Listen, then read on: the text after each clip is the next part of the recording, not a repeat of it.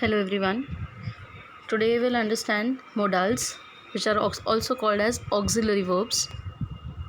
Modals are a part of grammar that you need to understand in order to solve additions, omissions, because modals के basis पे grammar की दूसरी exercises, integrated exercises आती है.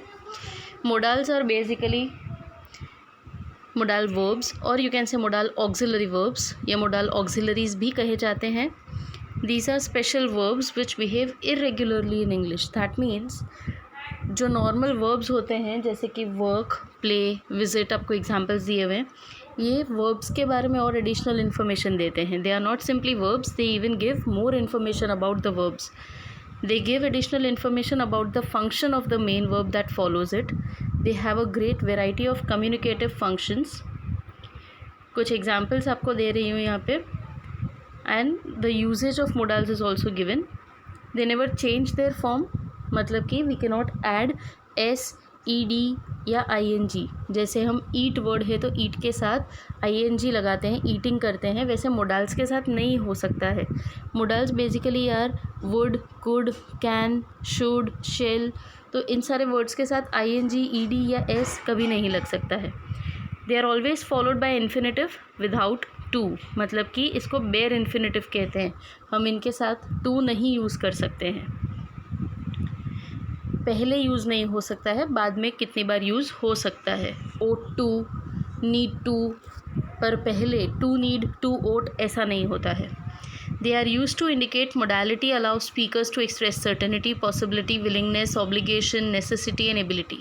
जब हमें इनमें से कोई भी चीज़ बतानी हो कि कोई चीज़ सर्टेनिटी है मतलब होने के चांसेस है, पॉसिबिलिटी है कुछ होने के, या किसी की विलिंगनेस है कुछ करके दिखाने की, कोई चीज़ ऑब्लिगेशन है, ऑब्लिगेटरी है मतलब आपको करना ही करना है, नेसेसिटी है, ज़रूरी है वो करना, या एबिलिटी है, you are able of doing that, तो वो चीज़ों के लिए हम मोडाल्स यूज़ करते हैं.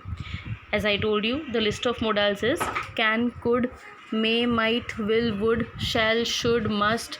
These are the verbs or expressions dare, ought to, had better and need not behave like modal auxiliaries. They behave like modal auxiliaries till a large extent. पर ये completely हम ऐसा नहीं बोल सकते कि सिर्फ यही है, और भी वर्ड्स ऐड हो सकते हैं. अब जो यूजेज है मोडाल वर्ब्स का, वो एज आई सेड हम कुछ एक्सप्रेस करने के लिए यूज़ करते हैं. क्या क्या चीज़ें हम एक्सप्रेस करते हैं मोडाल्स के थ्रू? परमिशन, एबिलिटी मतलब कि you are able of doing something, obligation कि आपको कुछ करना ही है, प्रोहिबिशन आपको कुछ नहीं करना है, लैक ऑफ नेसेसिटी मतलब कि आपके पास कोई चीज़ नहीं है जो आपको चाहिए, एडवाइस, पॉसिबिलिटी, प्रोबेबिलिटी, ये सारी चीज़ें. कुछ एग्जाम्पल्स मैंने यहाँ पे शेयर किए हुए हैं. I'll just go through a few and then it is your duty to go through the others. You must read those properly and very carefully. The first is must. This is the modal verb. क्या express करता है ये? Strong obligation express करता है.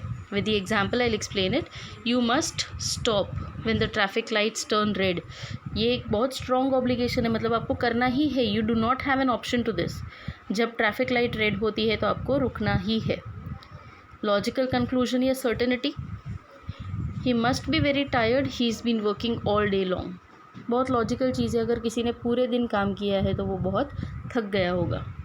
Must not, जैसे हमने ऊपर must देखा था जो स्ट्रॉन्ग ऑब्लिगेशन है कुछ करने का, तो मस्ट नॉट का मतलब हुआ प्रोहिबिशन मतलब कि कुछ नहीं करने का strong obligation. You must not smoke in the hospital. Then is the ability. Can, I can swim. In the same way I have given other examples as well. Permission, possibility, ability, again the permission, possibility.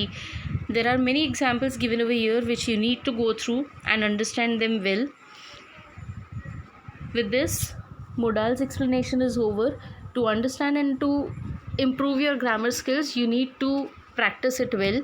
So once you go through these examples, modals will be much clear to you and then we can solve exercises based on modals. For today, modals is done. We'll meet in the next session. Thank you.